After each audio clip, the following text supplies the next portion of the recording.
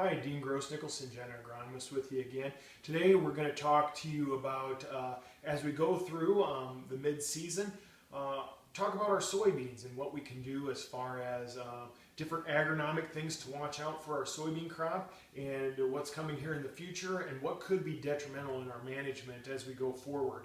Right now it's June 27th, and here I have a soybean plant that was planted in that mid-May time frame, and we're already at 5th node on this soybean here. So we got some growth to it, and right now we're deep in the middle of herbicide applications. It is June 27th, so what that means is we're past that summer solstice time frame, and a lot of these soybeans have already started to flower. And soybeans are triggered by day length, and as we start going to that reproductive phase on the flowering, this can be a time where it's detrimental to yield with our herbicide applications. As we go forward with glyphosate-resistant water hemp, more and more we're relying on the burners, the PPO type herbicides like a Flexstar or a Cobra. And so when we apply them at the right time in and around that end of June time frame, they're not very detrimental to yield. But as we go forward and we maybe miss our water hemp on the first application because we got to let it get a little too big, we come back with these rescue applications, and then we can hurt yield quite substantially. And so I'm going to talk to you a little bit about that and what to look for. So like I said, flowering is usually initiated in and around that June 21st time frame with the summer solstice. Let's say our herbicide was applied on June 27th. More than likely, we don't have very much yield detriment at all. But if we miss our water hemp and we have to come back in with a rescue application, and say maybe in that July 15th time frame, we're going to abort both flowers and pods on these plants, and then it's really ultimately going to be how much time do we have for this plant to recover before it drops its leaves and it's ready to harvest. So in and around the Maxwell area where I'm at today, we typically plant a group 2 to mid-group 2 type soybean. So what that means, as we delay that herbicide application out to the middle of July, the opportunity for a group 2 type soybean to recover its green material and produce more photosynthesis for yield, it just doesn't have enough time to recover. So more than likely, with a late application of a burning type herbicide on a group 2 soybean this late, will have much higher yield impact than if we're going after a group 3 soybean here. It's just that amount of time that this plant has to recover. So those are the big things and big watch outs. Again, as those water hemp plants become bigger, the opportunity for us to kill that water hemp is reduced. So our whole idea is to get control in this first application.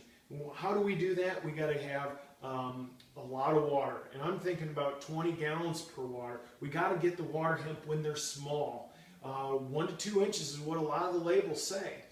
Granted, as these weeds get bigger, we may have to up the volume of our water to get control. Meaning we need 95% leaf tissue burn to kill that water hemp plant. And as that plant gets bigger, the odds of that happening will reduce. So we need to get out there early with lots of water and the correct herbicide rate. Granted, we may burn things, but we're not going to be yield detrimental as we are in this late application. We will hurt our yield, and we will not get control of the water hemp with these late applications if we have glyphosate-resistant water hemp. Other issues that are going on in the soybeans right now, and if you look real close, I'm starting to get great nodulation. These are the rhizobia, and these are basically the factory that produces the nitrogen in this soybean. Most people think that soybeans don't use as much nitrogen in corn, but they use as much, if not more. Okay, here we have one of the rhizobia nodules that I pulled off. And I'm trying to think, how are these rhizobia nodules affecting my plant, and are they healthy? So one way to determine if you have good active rhizobia nodules is take one, put it on your thumb, and then squish it between. And if you got a nice pink color, on those nodules means it's actively an active nodule and healthy. If it kind of, you squish this and it looks like almost the consistency of snot, then it's a dead nodule and not really helping your plant any. Here we got good rhizobia activity, and it will produce nitrogen for my plant. Another thing that's going on in our soybean fields right now, that you may see some plants dying. So here's some plants that I took from that field, and what you see is a little bit of rhizoctonia going on. It's a disease that affects the roots, and you see, and you can identify it by this kind of reddish color at or below the soil line.